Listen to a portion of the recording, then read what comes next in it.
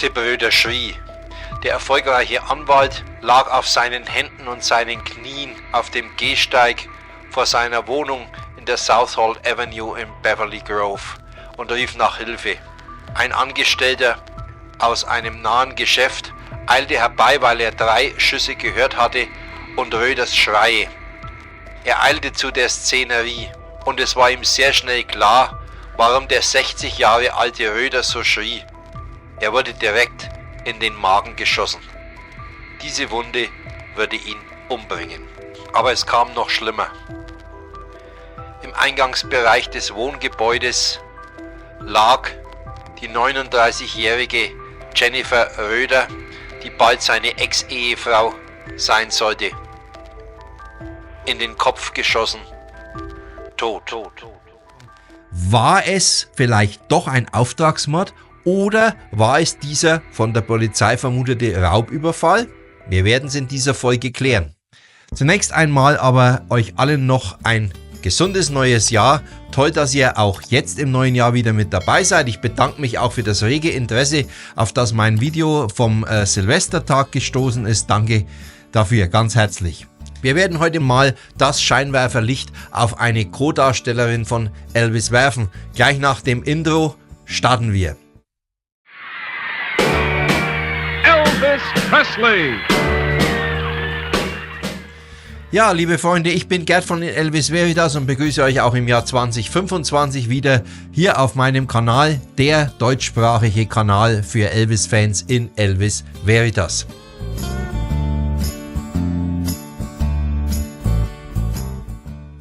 Kommen wir heute zu Jennifer Helene Maxwell, die am 3. September 1941 geboren wurde. Ja, war so ein blondes Starlet, wie man es oft in Elvis-Filmen hatte. Für Elvis-Filme wurden ja immer junge Frauen gecastet, die oft auch noch ganz am Beginn ihrer Karriere standen und für die ein Mitwirken, eine Rolle in einem Elvis-Film der Durchbruch bedeuten konnte. Schwieriger war es bei etablierten Schauspielerinnen, die waren nicht immer bereit, in einem Elvis-Film mitzumachen. Insofern erklärt sich das, warum sehr oft bei einem Elvis-Film Introducing eingeblendet wurde. And introducing Annette Day. Eine davon war Jenny Maxwell. Und Jenny Maxwell hatte sich nach Hollywood durchgearbeitet. Sie wurde entdeckt, zunächst einmal für ein Casting engagiert worden zu einem Film mit Frank Sinatra. Die Rolle bekam sie allerdings nicht. Allerdings hat sich irgendwie ihr Gesicht eingeprägt. Sie war ja auch eine hübsche Frau, wenn ich das mal so anmerken darf. Und sie bekam Rollen in TV-Serien, Nebenrollen, kleinere Rollen. Unter anderem war sie zu sehen in der Fernsehserie Bonanza. Oh, Clara Lou, stop that noise. I can't help it. There ain't enough men to go around, and here they go, wasting 2 at the same time.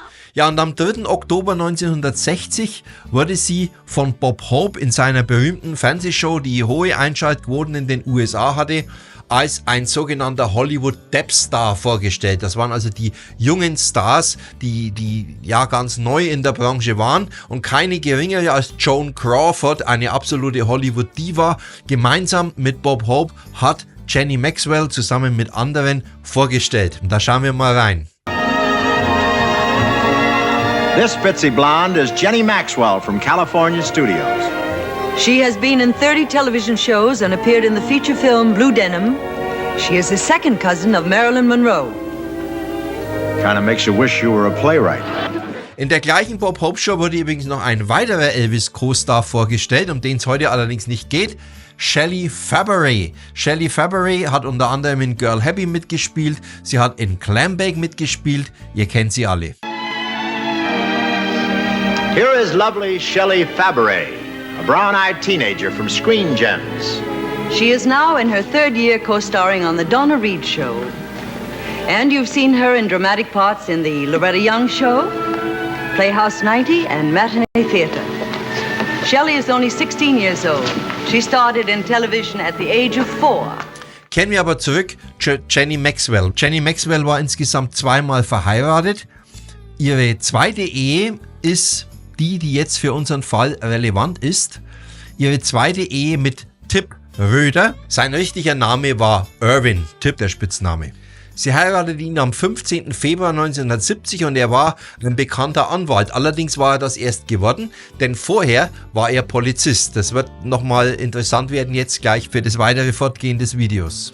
Tip Röder brachte bereits 5 Kinder in die Ehe mit hinein. Jenny Maxwell hatte 1960 einen Sohn geboren mit dem Namen Brian. Am 17. Februar 1970 heirateten die beiden und zogen in die Cherokee Lane in Beverly Hills in Los Angeles. Zunächst fand sich Jenny mit der Rolle als Hausfrau ab. Sie genoss das Leben, sie musste nicht arbeiten, sie ging aus, sie ging Sushi essen, sie hatte viele Freunde, Partyleben, all das genoss sie in vollen Zügen.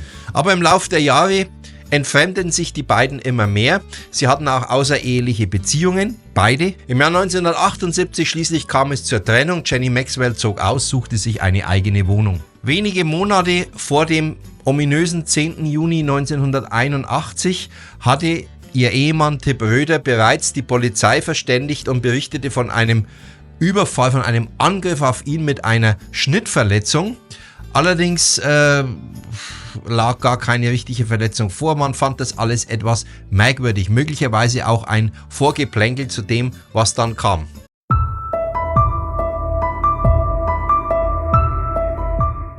Röder hatte vor allem Angst, dass Jenny im Falle einer Scheidung möglicherweise sehr, sehr viel Geld von ihm zugesprochen bekommt, als Unterhalt quasi. Wörtlich sagte er, I do not want a lying, cheating, deceitful woman to profit. Also ich möchte nicht, dass eine lügende, betrügende, hinterhältige Ehefrau von der Scheidung profitiert oder Geld von mir bekommt. Ein Polizist in Los Angeles, der befragt wurde von einem Familienangehörigen von Jenny Maxwell. Es war der Sohn einer Cousine von ihr, der sie auf den Weg macht, den Fall aufzuklären, denn er glaubte nicht an die Theorie, dass es sich um einen Raubüberfall gehandelt hat, der in einen Mord mündete. Er wollte das selbst erkunden und tat das auch und sprach mit einem Polizisten vor Ort, der damals im Dienst war, der bei den Ermittlungen sozusagen mit dabei war. Und er berichtete, dass Röder wohl mehrere Berater um Hilfe gebeten hätte, einen Killer anzuheuern, der seine Frau sie war ja zu dem Zeitpunkt noch seine Ehefrau, damit sie nichts von ihm bekommt. Am 9. Juni 1981 schließlich hatte Jenny Maxwell eine Operation im Cedars Sinai Krankenhaus. Das war nur wenige Blocks von ihr in Los Angeles entfernt. Und für viele seltsam, vor allem für die Familienangehörigen, war es, dass Tip Röder sie vom Krankenhaus abholte und nach Hause brachte. Nachdem die beiden ja in dauernden Streit lebten, kam das allen sehr merkwürdig vor. Sie gingen sogar noch gemeinsam Mittagessen, um dann eben zum Apartment zurückzufahren. Und dort schließlich spielte sich die Szene ab, die ich eingangs im Video erwähnt habe. Das Tragische an der Geschichte ist, dass Jenny Maxwells Sohn Brian überhaupt nichts von ihr geerbt hatte, denn von der Rechtslage her war es so, dass ihr Mann, er war ja noch ihr Ehemann zu dem Zeitpunkt, Tip Röder, die Scheidung war ja noch nicht durch, er überlebte sie um einige Stunden, das heißt, er war sozusagen der rechtmäßige Erbe als Ehemann und nachdem er auch starb, traten dessen Kinder in die Erbfolge ein, sodass der leibliche Sohn von Jenny Maxwell, Brian, komplett leer ausging. Eine tragische Geschichte. Ja, es stellt sich die Frage, war es vielleicht doch ein Auftragsmord, anders als die Polizei ursprünglich annahm, die ja davon ausging, dass es ein Raubmord war, was von Anfang an angezweifelt wurde, weil überhaupt nichts aus dem Haus verschwunden war. Also allein das ist schon merkwürdig. Wie dem auch sei, wir werden es vermutlich nicht erfahren. Schreibt in die Kommentare, wie ihr den Jenny Maxwell-Fall seht. War es Auftragsmord oder war es vielleicht doch nur ein Raubüberfall? Wie auch immer. Ja, und so endet eine doch traurige Geschichte eines Mädchens, ich sag's jetzt einfach mal so, Mädchen im Film Blue Hawaii, die, wenn man den Film mal genau ansieht, und natürlich will ich das jetzt nicht zu hoch hängen, es ist ein reiner, seichter Unterhaltungsfilm, wir kennen alle Blue Hawaii, aber die Rolle, die sie in dem Film spielt, sie wird nicht verstanden von ihren Eltern, sagt sie in einer Szene. Elvis versohlt ihr den Hintern, weil sie so zickig ist. all das passt ein bisschen in das Gesamtbild dieser Frau und ihrer Lebensgeschichte auch hinein. Auch die verschiedenen Partner, die sie hatte und so weiter und so weiter. Ohne jetzt hier irgendwelche moralischen Bewertungen vorzunehmen, darum geht's mir überhaupt nicht. Aber Tatsache ist, dass die Filmrolle in Blue Hawaii zu ihr passte. Stop it! Stop it! Why did you have to stop me? Nobody cares about me, whether I live or die. Nobody seems to care because you don't seem to care about yourself. You have to care first. If you like yourself, others will like you too. There's nothing to like. There's a lot to like if you wouldn't try to be something you're not. It don't work. I know.